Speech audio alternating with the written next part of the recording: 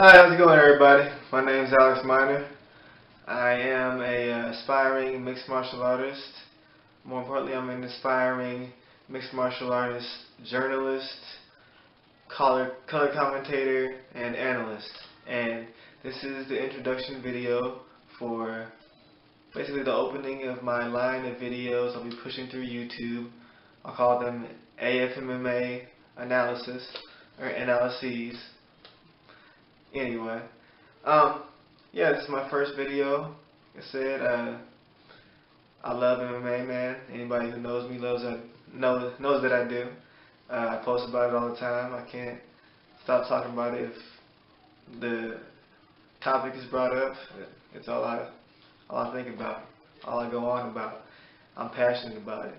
Ever since I saw Anderson Silva come into the UFC and destroy Chris Lieben and make it look like I was watching a kung fu movie like I did back in the days of my pop, I was hooked to it. Yeah, that plus, like I said, the aforementioned kung fu movies when I was younger, playing Tekken and Street Fighter with my pops, boxing in the street over there on the block in Edwardsville with my brothers and my cousins and my boys. Fighting's been a part of my life for a while. It's always interested me, and nothing quite took my attention like MMA when I first started watching the UFC. And I've been watching it for years now. I've been covering it on my Facebook a little bit, but mainly my Twitter, Yell AFMMA. And now I'm opening this channel, Yella AFMMA, on YouTube, and I'm going to just start putting out content because this is basically what I want to do. This is what I'm going to do in the future. I can't think of anything better to do than sit around and enjoy good fights and discuss them and the dynamics with other high minds in the industry. Hopefully one day I can sit across the table from somebody like Joe Rogan, who's a legend in the game, been calling fights since Dana White and the Fertitta brothers took over the company. So yeah, those are the goals, man. And I just want to go into basically my first fight breakdown, or not breakdown, but more of an introduction to what's going on. So, kind of a late post. I've been going back and forth with, putting out my first video, coming from my family, my mom and all of them.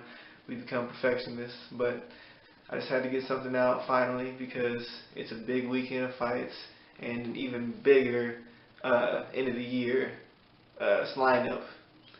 After we saw the UFC 25th anniversary press conference, there's obviously a lot coming and a lot to talk about in the near future. However, I just want to get this first video out and talk about what's more recent, which is Cody Garbrandt versus TJ Dillashaw 2 and Demetrius Johnson, Mighty Mouse, versus Henry Cejudo 2. Both great rematches, great fighters in both.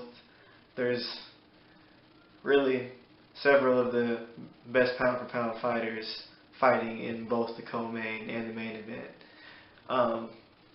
Starting with the main event, if you follow the sport, you know that Cody and TJ had a lot of drama between them, seeing as TJ came from Alpha Male, where Cody trains currently and has trained for a long time with Uriah Faber.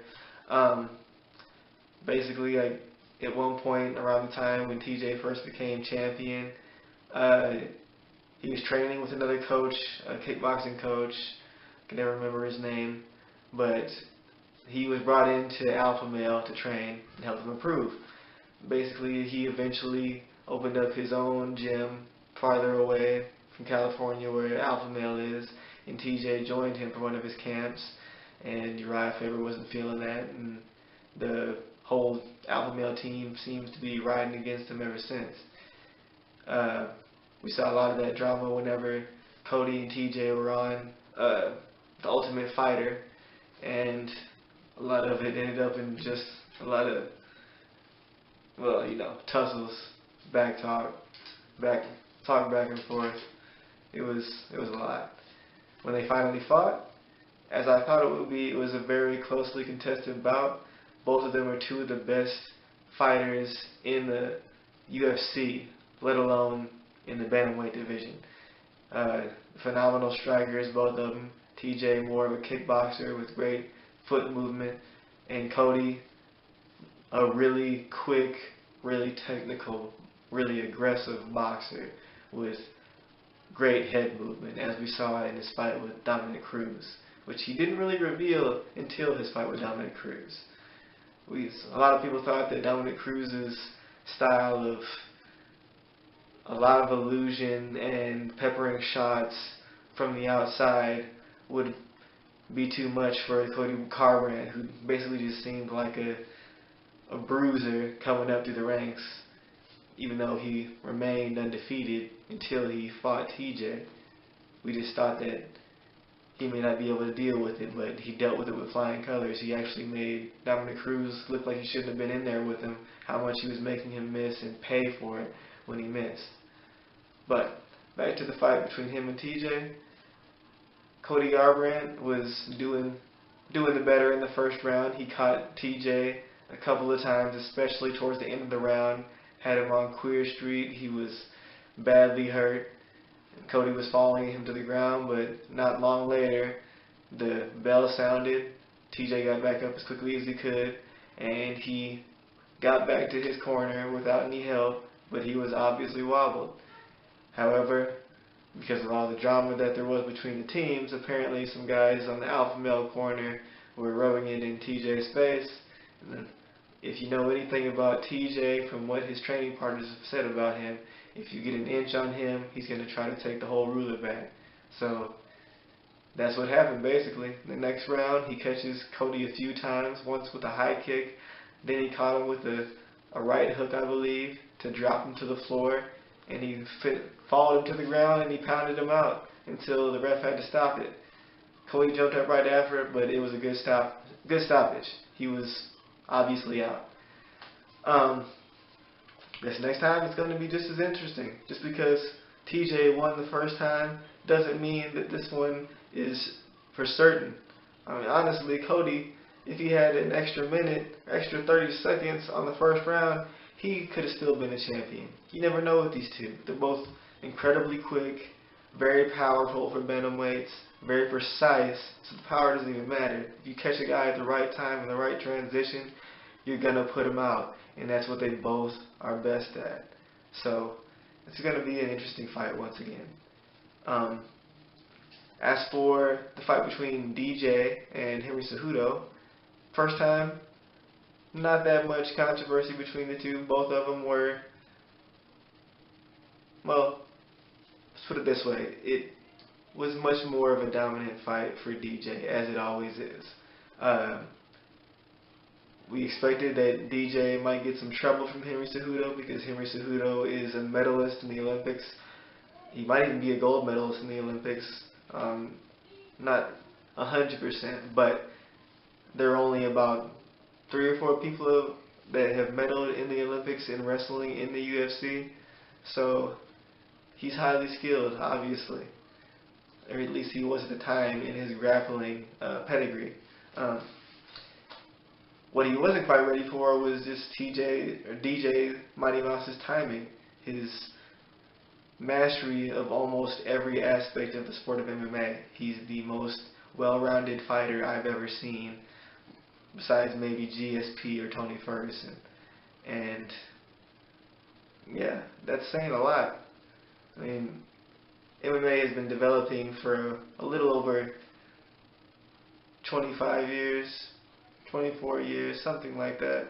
And at the beginning it was always specialist versus specialist, and over time guys knew they had to have a ground game and a stand-up game, and now it's completely different. Guys are starting out in MMA instead of training in a specific old-fashioned discipline like karate or just jiu-jitsu or just boxing. People are going into gyms that have everything on the platter, and you're learning everything as you go, little by little. Now, a lot of times these guys may not become standouts in one area or the other, like a lot of the most successful champs have been over the years, But if you get good enough to where you can master all the skills like Demetrius Johnson can, there's just about no situation that you're not comfortable in. And that was the difference. DJ was just a much more skilled opponent in all the different areas. He knew how to put it together better. Although Henry Cejudo was a great wrestler, Mighty Mouse was still controlling the grappling exchange, because MMA wrestling and grappling is different from straight wrestling. You have to know every aspect to be a great mixed martial artist. That's why it's its own discipline in itself, but a combination of every art at the exact same time. Since then, Henry Cejudo has looked a lot different on the feet. All of a sudden, he's throwing out karate techniques like he's the Dragon Machida or Stephen Thompson out of nowhere. Apparently, the wrestler's mentality and the wrestler's work ethic got him to new and much greater levels in his striking pedigree. Whether or not that will make the difference this time, I don't know, but he's definitely a lot better off than he was the time before. He's definitely going to be much more comfortable in there. Last time they fought, he had only been in the UFC maybe about a year or so. Now he's had about 2 or 3 more years since then. A lot more experience, a lot more tools. So it'll be an interesting match once again. Not going to put a prediction in on that one either. But yeah, man, it's going to be a great night of fights. The card, not a lot of big names on it. Probably because the co-main and the main sell themselves. The guys who aren't as into the sport probably won't watch it, maybe if you don't like smaller guys, but if you like watching technique, you're going to tune in for the smaller guys, especially if it's Cody and TJ, who also are known to knock out their opponent about at least 85% of the time between the two of them. Cody has almost never knocked out his opponent, unless it was Dominic, and that's because he was playing with Dominic when they fought. So it's going to be a great night of fights. Knockouts, a lot of great performances. Just because there's not a lot of big names on the prelims and the Fight Pass prelims doesn't mean you shouldn't tune in, because a lot of times those guys have the bigger chips on their shoulders, so they're trying to put on the bigger shows, get the bigger names themselves, and the next time they fight, get them a ranked fighter. It's a great sport, because you never know what to expect. You could have a bunch of fighters on a card that you don't know, and it'll be the best card you've ever seen. And sometimes you'll have two huge names fighting each other, like Derek Lewis and Francis Ngannou, and they don't deliver. It's a crazy sport. It's unpredictable, and it'll be a good night of fights. If you don't get a chance to tune into it, I'm going to be posting on my Twitter, as I always do, giving live updates about the fights from wherever I am. Once again, my Twitter is Yell, Y-E-L-L, AFMMA. And my YouTube channel is Yella, Y-E-L-L-A, AFMMA. So, yeah, guys, thanks for tuning in. Let me know if you got any suggestions, want to collaborate on anything, just let me know. I'm going to start doing this stuff for real.